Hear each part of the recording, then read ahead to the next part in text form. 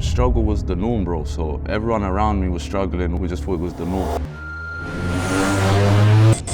Yes, my people, myself 30, go by the rapping name of Ard Adz.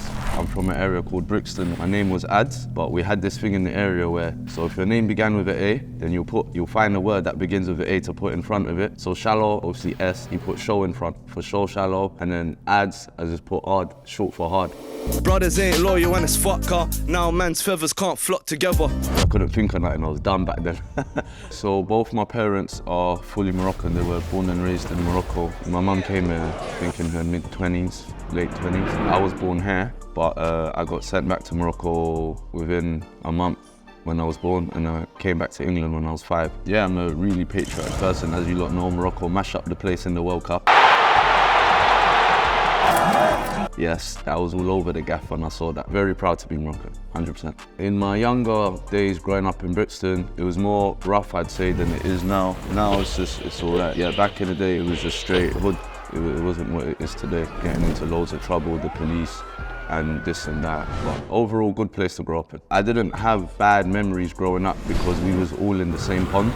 So to me, it just felt normal. So I've just got loads of good memories, if I'm being honest, yeah. When I was young, obviously, like everyone says, 99.9% of men, we wanted to be footballers. So I was one of them, man, as well. But I'm not gonna say the story that my leg broke.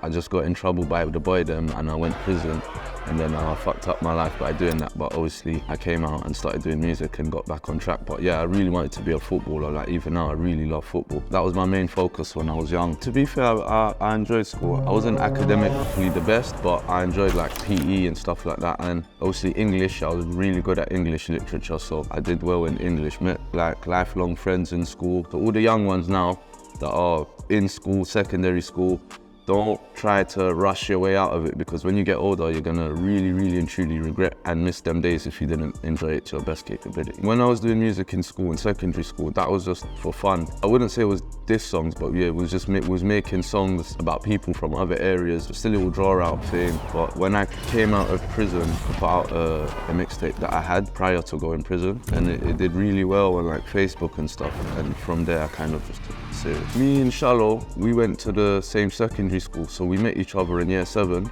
By the time year 9 had come about, I had this little studio in my house where people used to come and use it as a Adobe Audition and Audacity. Those were the apps back then. And yeah, Shallow came one time because he used to make tunes from year 8, year 9, and he come and he made a tune in my house. And I was like, swear down you can rap like that. And he's like, yeah, come on, bro, no. And then I think we just started making music together. Love like Jamie, tell them man, there we are no sheeps. As time went on, we both went to prison around the same time in 2008. Came out in 2010 and was like, yeah, let's do it as a duo. So that's how the duo came about. But we never met through music. We met from the roads from school, so we knew each other prior. When I've come out of prison, my friends were already really big in music, Sneakball, Political P, and these are like my age mates that I've grown up with in the area. So when I saw this, I was like, raw, the man were getting out there. That was one of the things as well that gave me the extra push, because like I said before, it was just Jagger in that and mainly the older ones. But now I've come out of prison and I've seen Sneakball, Political P,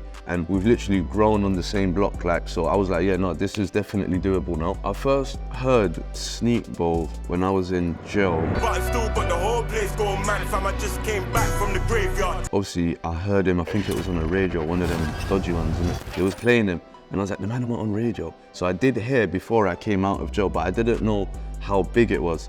I was in jail in 2008, 2009, so it wasn't like now where you could be in a prison cell and just check on the iPhone what's happening. I actually knew nothing what was going on. But when I came out and I saw the response, and then I think I was walking with Sneakball in Camden High Street, and there's a load of schoolgirls started chasing him. That's when he knew it was real, because that was the first time something like that had ever happened to him. The first time I got paid off of YouTube AdSense, 2011, and they paid me £290 and I split that with Shallow. But that meant the world to us because it was money from our lyrics that came from not like we just writ lyrics and then got paid, and was like, Roy, you can actually make money off this. And then from there we just went, yeah, we just kept pushing. I will never do this now, but at the time, like I said, we was 18 in it, and I'm being honest, so don't judge me for this because a lot of people won't even be honest, but we had songs we needed to record, and we were shouting cameramen to come and record for us, and everyone was trying to give us these mad prices. We got £10, bro. So one guy was like, yeah, I'll do it for $250, and we was like, do you know what, bro? Come, yeah, man,